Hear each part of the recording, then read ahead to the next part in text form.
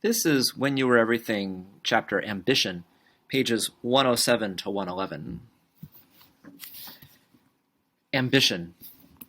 Dom leads me into a small, cozy room with a bricked-over fireplace, a mantel full of tall, dusty candlestick holders, and one whole wall covered with shelves full of books. Without thinking, I walk straight to the bookshelf, pull a heavy volume down at random, and flip through the pages.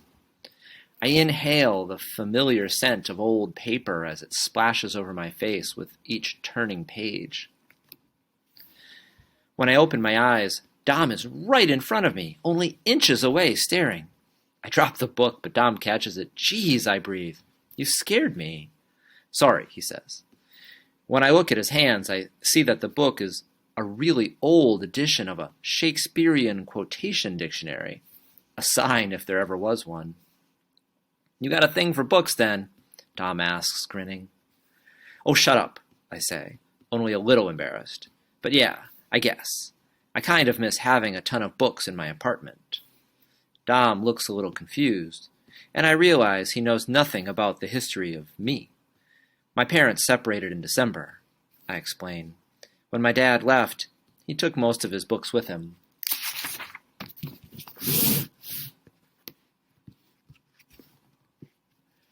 "Oh," Dom says.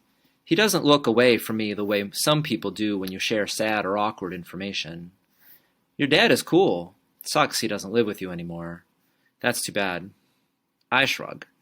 "Yeah, it is, but I guess it was fate or whatever." Stormy walks into the room and jumps up on the arm of the couch. Dom frowns a little. "Fate?" he asks skeptically. But before I can answer, Miss Dolly comes in with a plate of sugar cookies. She sets it on the coffee table beside the book of quotations. "Getting started on that project already, huh?" she says. I like a girl who doesn't waste time. She smiles, displaying the deepest set of dimples I've ever seen.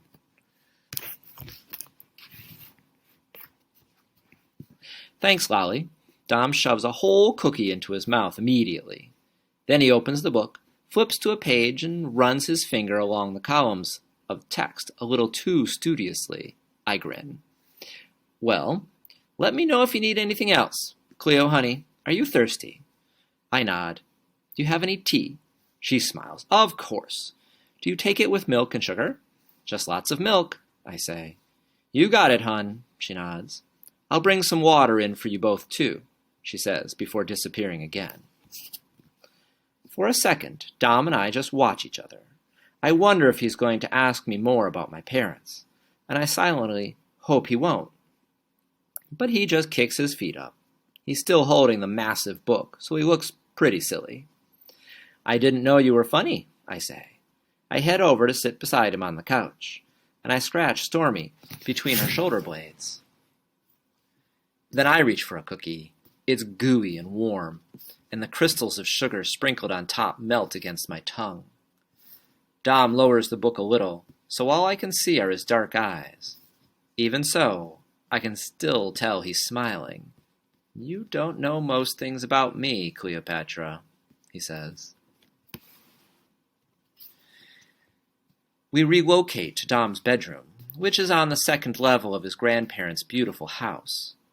Dom tells me that his grandmother always tries to get him to entertain in the den, but the room kind of gives him the creeps, and he's more comfortable upstairs. He tells his grandmother there's better lighting, which isn't exactly a lie, he assures me. His walls are exposed brick and mostly bare, save for a few framed black and white photographs. All of his furniture is large and old, but stacked with things like comic books and half-finished Lego structures, film cameras, and goofy, oversized sunglasses. There are books everywhere. I walk over to look through his window. "I think I want to write about ambition," Dom says. He sits down backward in a spinning desk chair and wraps his arms around the backrest like it's a pillow. I sit down in his window seat, which is piled with soft, sun-faded pillows. I don't want to be caught staring at Dom's biceps, so I make sure to look straight at his serious brown eyes. "Ambition? I repeat as I reach for another one of the cookies we brought upstairs with us.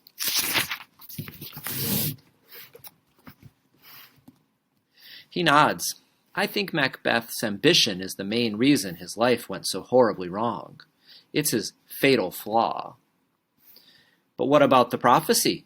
I say, challenging him. Maybe his fate was already sealed, or decided, so it didn't really matter that he was ambitious. It didn't matter what he wanted, regardless of the choices he made. Maybe things would have ended up precisely the same way. I think about the party where Layla and I met Sloane and how, when I look back, it feels like that day set our unraveling in motion. The signs were all there. Our fate was sealed the second Sloane heard Layla sing. I don't think so, he says slowly. But what about the stars, I say? What about how they govern our conditions? What about our destinies not being in the stars, but in ourselves? Dom asks, raising his eyebrows. And I don't think I've ever been out-Shakespeared by anyone but my dad. For a moment, I'm shocked to silence. Dom stands up and lights an incense stick, and a thin, fragrant wisp of smoke spins into the air. He sits down on his bed without looking away from the falling ash. Stars are just random balls of hydrogen and helium collapsing because of gravity. Most stars are dead by the time we see them anyway. It's almost like looking at the past, Dom says, turning to glance at me for a second, not the future. You're staring at something that doesn't even exist anymore. And all those people making wishes, it's like they're making a wish on a lie. I lean closer to the window, looking out and up into the sky. They're pretty little lies, though, I say, thinking he'll like the turn of phrase. I look back at him and smirk. He gets up and walks over to open a door in the corner of his room that I assumed was a closet. He flips a switch, and a stairwell that leads farther up fills with honey-colored light. If you wanted to see stars, Dom says a little devilishly, you should have said so.